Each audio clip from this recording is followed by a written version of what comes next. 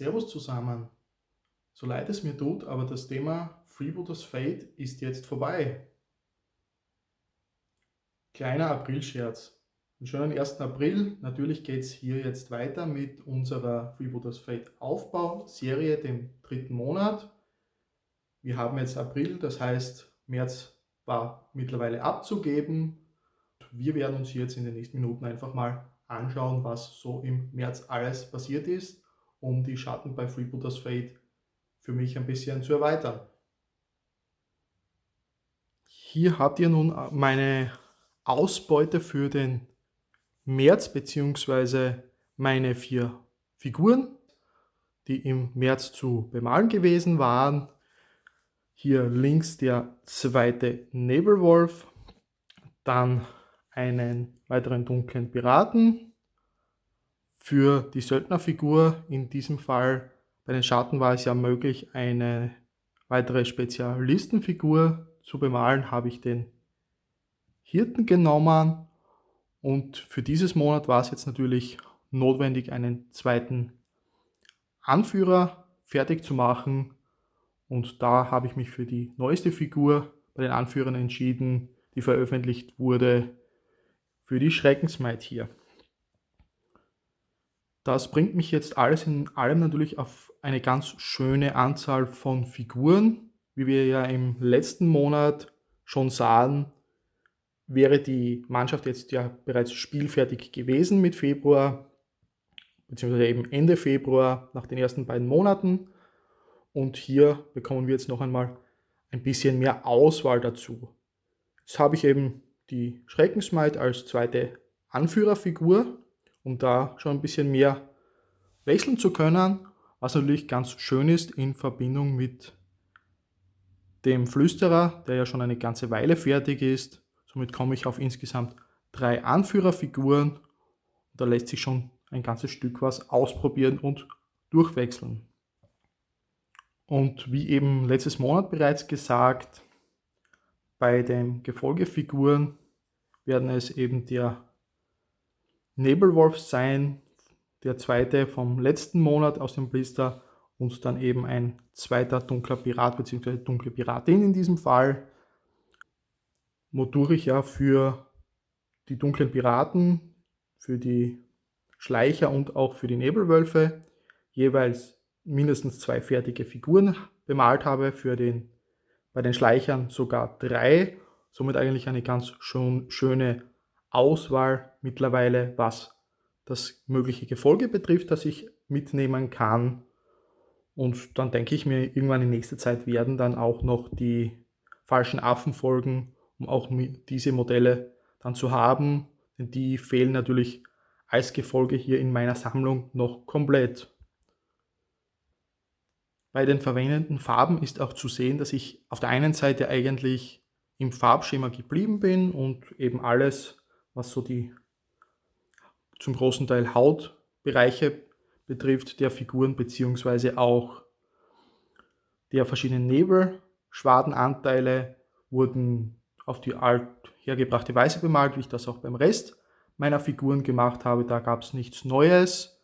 Ich habe da bei der Bemalung auch mit den beiden Gefolgefiguren angefangen, und da beim dunklen Piraten bzw. der Piratin ist auch schon zu sehen, ich habe hier mit dem Gelb ein bisschen mehr Farbe mit reingebracht, also das Violett beim Oberteil, das haben wir ja schon mehrfach gesehen, und ich wusste nicht ganz, wie ich die Haare machen sollte, denn er sollte sich ein bisschen abheben, und daher habe ich mich dann kurzerhand für dieses Gelb bzw. Blond entschieden, um da ein bisschen mehr eben noch Abwechslung reinzubekommen in die Mannschaft, aber dennoch alles in allem sollte doch zusammengehörig wirken.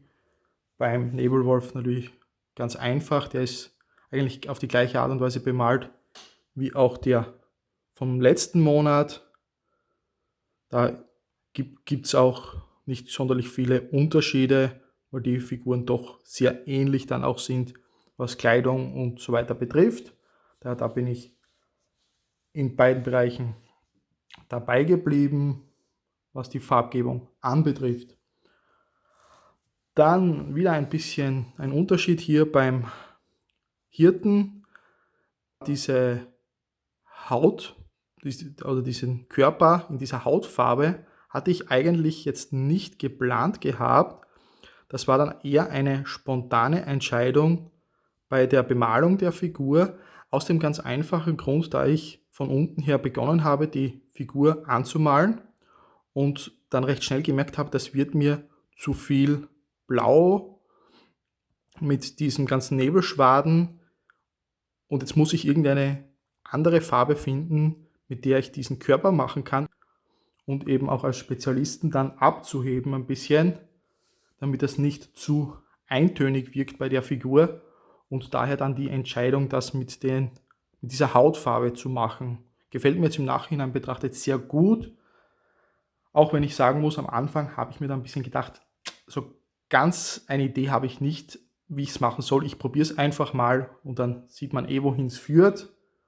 Und ja, alles in allem kann ich nur sagen, so wie es jetzt rausgekommen ist, passt es für mich in die Mannschaft und auch die Figur selbst sieht meiner Meinung nach sehr schön aus mit eben diesem Hautanteil.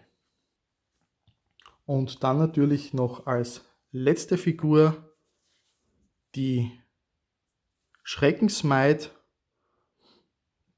Bei dieser Figur habe ich glaube ich, letztes Monat schon gesagt, die ist tatsächlich aus Resin, das ist keine Metallfigur. Und ja, alles in allem vom Zusammenbau eigentlich recht einfach. Man hat den kompletten Körper in einem Guss und eigentlich nur noch die beiden Hände, die anzukleben sind, die natürlich etwas fitzelig sind. Aber das geht eigentlich recht schnell und da ist man gleich fertig und lässt sich natürlich mit dem Resin auch sehr schnell bearbeiten. Auch von der Bemalung her, was war hier für mich klar? Okay, so gewisse Teile wie eben der Körper mit dem Türkis, das war von Anfang an klar.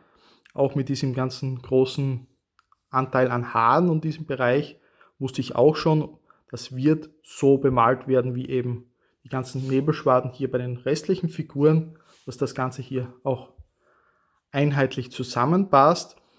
Und die Originalbemalung, also die Studiobemalung von dieser Figur hat ja diesen Mantel hier in einem Rot und eben die restliche Kleidung vorne in Violett. Da ich ja bereits Violett verwendet hatte, bei den anderen Figuren bei mir, war das auch ein Thema, dass ich das auf jeden Fall machen wollte, aber auch mit diesem Konstrukt, dass ich das eigentlich von Anfang an vorhatte, hier für den Mantel und eben nicht für die sonstige Kleidung zu machen. Daher stand das schon recht schnell fest, auch wenn ich die Figur als letzte bemalt habe. Und jetzt ist es dadurch natürlich so gewesen, dass ich dann keine Ahnung oder Idee hatte für diesen vorderen Teil. Zuerst dachte ich mir, okay, ich will es jetzt nicht 1:1 nur spiegeln, dass ich hier dann das Rot verwende und eben das Violett für den Mantel, wie es eben bei der Studiobemalung gezeigt worden war. Und da habe ich dann einfach mal angefangen, die Figur anzumalen mit eben den Türkis, mit den Hautpartien und den Haaren und eben dem Mantel natürlich als erstes auch mal. Und habe eigentlich die Figur soweit auch tatsächlich fertig gemacht und eben nur die Kleidung hier ausgelassen. Und als ich dann so ziemlich fertig war, habe ich mir gedacht, okay, irgendwie schon langsam muss ich mir überlegen, welche Farbe ich hier verwenden möchte. Und das war dann eigentlich mehr oder weniger ein glücklicher Zufall. Ich habe mir dann so überlegt, okay, wenn man so das Farbrad ein bisschen zur Hand nimmt, dann müsste der doch eigentlich als gegenüberliegende Farbe zu dem Violett eigentlich irgendwas in Richtung Orange oder Gelb der Fall sein. Und dann habe ich nachgeschaut, ist natürlich tatsächlich der Fall. Und da hat es dann sehr gut zusammengepasst, dass ich hier eben dieses Gelb bereits bei den Haaren verwendet habe. Und da war dann klar, wie die Kleidung der Schreckensmaid aussehen wird, um das Ganze dann noch einmal ein bisschen einheitlicher zu machen, aber auf der anderen Seite eben auch Farbe in die Mannschaft zu bekommen.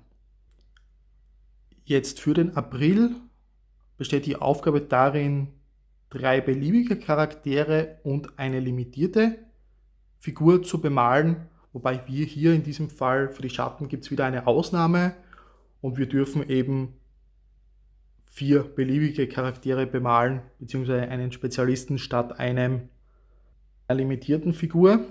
Und das ist auch der Grund, wieso ich euch hier jetzt dann nicht zeigen werde, was ich als nächstes angehen werde, welche 4 Figuren das werden für den April, da ich es ganz ehrlich noch nicht weiß, beziehungsweise mich noch nicht entschieden habe. Es sind so ein paar Figuren natürlich noch zur Auswahl, die ich hier habe. Es gibt euch jetzt natürlich auch die Möglichkeit, vielleicht Wünsche zu äußern, denn ich habe bis auf, ich glaube, 1 oder 2 Figuren, die mir fehlen, sonst wahrscheinlich so ziemlich alles hier, was die aktuellen Figuren der Schatten betrifft. Also könnt ihr mir hier gerne sagen, was ihr bemalt sehen wollt für den April. Damit werde ich mich jetzt wieder mal an Bemalung bzw. Zusammenbau machen, denn es ist noch so das ein oder andere jetzt ausständig für die Italiener bei Flames of War für mich, und auch im Bereich Malifaux habe ich noch so einiges oder noch so ein paar Figuren, die eben bereits gebaut und grundiert sind und noch eben die Bemalung fertigzustellen ist. Das könnte ich möglicherweise jetzt als nächstes machen und dann werde ich wahrscheinlich weitermachen mit den Figuren für die Freebooters Fate Aufbauserie. Mich hat es gefreut, wenn ihr euch das Video jetzt bis hierhin angeschaut habt. Ich werde euch hier jetzt auch noch das Video vom Vormonat verlinken, beziehungsweise die ganze Serie und noch ein weiteres Video zu Freebooters Fate. Und dann sehen wir uns beim nächsten Video.